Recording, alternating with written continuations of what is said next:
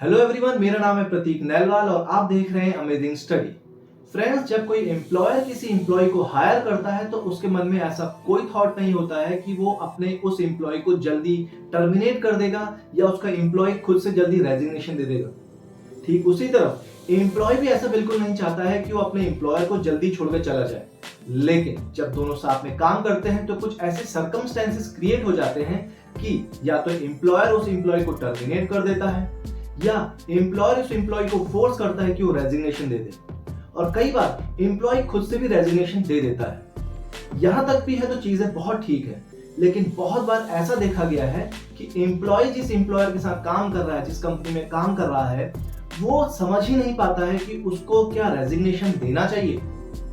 और इसी कश्मकश में वो कुछ महीने, बहुत महीने या कुछ साल निकाल देता है उस कंपनी में काम करते हुए, जबकि अधूरे मन के साथ, अधूरी एफिशिएंसी के साथ, और इसके बदले में एम्प्लॉयर उसको फुल सैलरी पे कर रहा होता है। कहीं ना कहीं ये जस्टिस नहीं है। ये जस्टिस नहीं है उस एम्प्लॉयर के साथ जो आपको पे कर रहा है। ये जस्टिस नहीं है आपके खुद के साथ, उस एम्प्लॉय के साथ भी जो अपने हाफ पोटेंशियल के साथ अपने आप को रिप्रेजेंट कर रहा है, अपना बेस्ट परफॉर्मेंस नहीं दे पा रहा है जबकि वो दे सकता है। आज मैं इस वीडियो में आपको बताऊंगा कुछ ऐसे चेक पॉइंट्स, कुछ ऐसे रेड फ्लैग्स जिसे जानकर आपको क्लियर डायरेक्शन हो जाएगी कि yes, this is a time to resign from my company, this is a time where I must resign from my own position. तो चलिए शुरू करते हैं।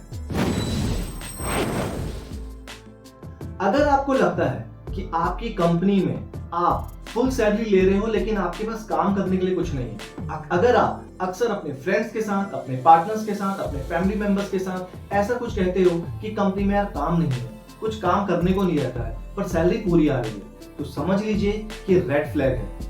अगर आपको इस बात का रियलाइज है कि कंपनी आपको पूरे पैसे दे रही है लेकिन काम उतना आपसे नहीं ले पा रही है, तो देर सवेर सही कंपनी को भी एक दिन रियलाइज हो जाएगा कि कंपनी आपको ओवर पे कर रही है, जबकि आप उसको उतना रेवेन्यू या उतना बिजनेस या उतना वर्क नहीं दे पा रहे हो। और अगर ये सिचुएशन क्रिएट होती है तो कंपनी आपको खुद ही निकाल देगी। अगर आपके साथ ऐसा कुछ हो रहा है तो आप अपने एम्प्लॉयर से बात कीजिए, अपने मैनेजर से बात कीजिए, अपने एचआर से बात कीजिए और अपनी सिचुएशन को समझाइए। उनको बताएं कि you are not getting sufficient work where you are not able to justify your own candidature. कोई एम्प्लॉयर नहीं चाहेगा कि वो अपने एम्प्लॉय को ओवर पे करे। कोई एम्प्लॉयर नहीं चाहेगा कि वो अपने एम्प्लॉय से अब ज्यादा से ज्यादा काम ना ले पाए। तो guys, this is the first way जहां पर आप बात कर सकते हो। लेकिन अगर आपको लगता है कि इस प्रेजेंट कंपनी में कुछ काम ही नहीं है, कुछ ऑप्शन ही नहीं है, तो this is the very first point जहां पे आपको कंपनी को छोड़ के चले जाना चाहिए। क्योंकि जिस दिन एम्प्लॉयर को ये बात रियलाइज हो गई कि वो आपको एक्स्ट्रा पे कर रहे हैं तो कंपनी आपको खुद निकाल देगी। और अगर ऐसा हुआ तो शायद आपका ईगो हर्ट हो सकता है, शायद आप इमोशनली हर्ट हो सकते हो। तो आप हर्ट हो, इससे अच्छा है कि आप कंपनी को छोड़ के खुद ही चले जाएं।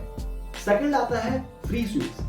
ऐसा भी देखा गया है कई बार कि एम्प्लॉयर या आपका मैनेजर पूरे साल आपको अप्रिशिएट करता है, आपको अच्छी रेटिंग देता है, अच्छे आपको रैंक देता है, लेकिन जब टाइम आता है रिवॉर्ड देने का, जब टाइम आता है अप्रेजल करने का, तो उसके पास एक स्वीट सी स्टोरीज होती हैं, स्वीट सी नरेशन होते हैं जिसमें वो आपको फ्यूचर प्रोस्पेक्टिव दिखा रहा होता है कि अभी आपका प्रमोशन नहीं हो सकता, अभी आपको मॉनेटरी ग्रोथ नहीं मिल सकती बिकॉज ऑफ XYZ रीजन। कभी वो ये कह सकते हैं कि कंपनी ने उतना ज्यादा रेवेन्यू क्रिएट नहीं किया, कभी वो ये कह सकते हैं कि उनको इन्वेस्टर्स को जवाब देना है कि वो आपको ग्रोथ किस बेसिस पर दे रहे हैं। कई बार वो ये भी कहते हैं कि कंपनी इस वक्त अभी ट्रांजिशन फेज में है। तो इस तरह के n नंबर ऑफ रीजंस वो आपको देते हैं, लेकिन वो स्वीटली, क्योंकि वो चाहते तो है कि आप कंपनी में रहो बट उस पर्टिकुलर सैलरी के साथ, उस पर्टिकुलर डेजिग्नेशन के साथ जिस पर आप ऑलरेडी हो, वो आपको ग्रोथ नहीं देना चाहते। अगर ऐसा कुछ हो रहा है आपके साथ तो समझ लीजिए आपका जाने का टाइम आ गया है।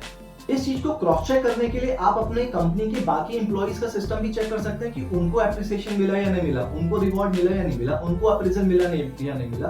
अगर उनको मिला है लेकिन आपको नहीं मिला है या सेटिस्फैक्टरी नहीं मिला है, तो समझ लीजिए कि कंपनी या कंपनी का मैनेजमेंट या सिस्टम आपके साथ प्ले कर रहा है। So this is the second flag, red flag, जहां पर आपको डिसीजन स्ट्रांगली लेना है टू लीव। थर्ड पॉइंट जो बहुत इंपॉर्टेंट है और अक्सर होता है, don't wait till it get nasty. जी हाँ दोस्तों, अक्सर ऐसा देखा गया है कि हमारे अपने कलीग्स के साथ, सीनियर्स के साथ, पीयर्स के साथ बहुत अच्छा बॉन्ड नहीं बन पा रहा होता है। ऐसा नहीं है कि आप गलत हो या वो सही है, ऐसा भी नहीं है कि वो गलत है और आप सही हो, बस नहीं बन पा रहा होता है। It is not always possible to have a peaceable relationship with everyone because we are humans. होता है गाइस कि एक जेल टाइप रिलेशनशिप नहीं डेवलप हो पाता है जैसा हम सोचते हैं, जैसा हम एक्सपेक्ट कर रहे होते हैं। अब सिचुएशन इस बात की आती है कि आप छोड़ोगे या वो बंदा छोड़ेगा जिसके साथ आपका जेली रिलेशनशिप नहीं बन पा रहा है। तो यहां पर मैं आपसे कहूंगा कि सबसे पहले इनिशिएट उसको लेना चाहिए जिसे लगता है कि वो सबसे ज्यादा हर्ट हो रहा है। अगर आपको लगता है कि आप सबसे ज्यादा हर्ट हो रहे हो इमोशनली, फिजिकली, पर्सनली, मेंटली, तो कहीं ना कहीं अपने आप को बचाने के लिए आपको एक्शन लेना पड़ेगा। यहाँ पर ये बात नहीं है कि सीनियर कौन है, जूनियर कौन है, यहाँ पर ये भी मैटर नहीं करता कि सिस्टम में पुराना कौन है और नया कौन है।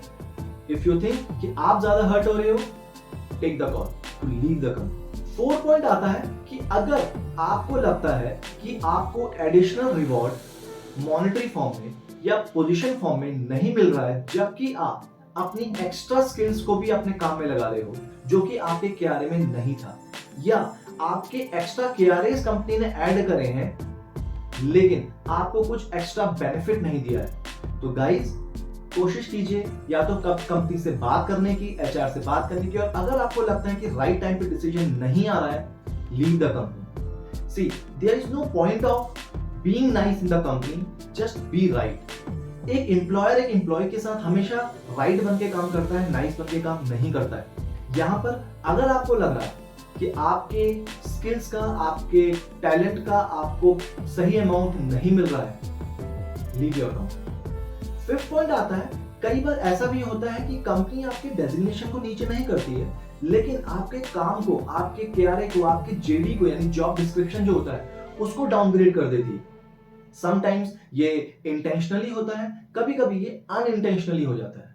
तो दोनों ही सिचुएशन में अगर आपको लगता है कि आप इस ऑरा से, इस सिस्टम से बाहर नहीं आ पा रहे हैं, तो आप प्लीज छोड़ दीजिए, क्योंकि टाइम के साथ आपका पोर्टफोलियो, आपका कैंडिडेचर, आपका सीवी खराब होता जाता है। कई बार कंपनी पर्पसली करती है क्योंकि वो चाहती है कि आप कंपनी को छोड़ के चले जाएं।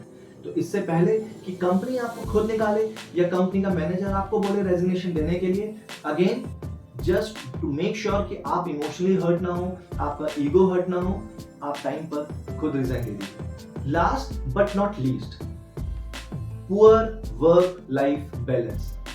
वर्क लाइफ बैलेंस का मतलब ये नहीं है कि आपकी कंपनी 5 डे वर्किंग है, 4 डे वर्किंग है, 6 डे वर्किंग है। वर्क लाइफ बैलेंस को चेक करने के लिए आप अपने आप से बस एक सवाल पूछें कि जब आप ऑफिस से अपने घर जाते हैं तो आपके दिमाग में क्या ऑफिस की बातें चलती हैं, क्या ऑफिस के काम के बारे में आप सोच रहे होते हो?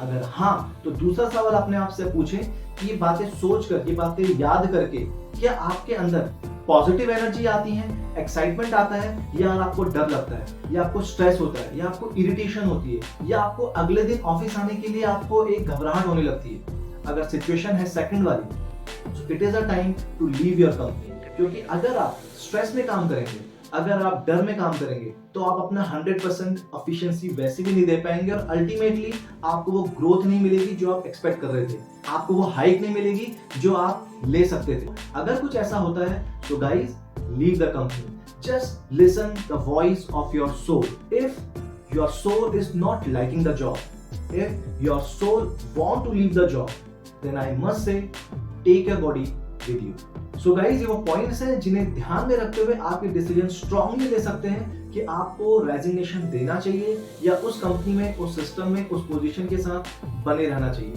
क्योंकि अल्टीमेटली जब कंपनी ग्रो करेगी तो आप ग्रो करेंगे, वाइस वर्सा अगर आप ग्रो करेंगे तभी कंपनी ग्रो कर पाएगी। Employ and employer, they are just like a family. उस फैमिली में तब तक ही रहा जा सकता है खुशी खुशी जब दोनों लोग ग्रो हो रहे हो, दोनों लोग खुश हो। It must be a win win situation for both. So guys, इस वीडियो में इतना ही, फिर मिलेंगे किसी और इंफॉर्मेशन के साथ। Thank you, bye bye and God bless you all.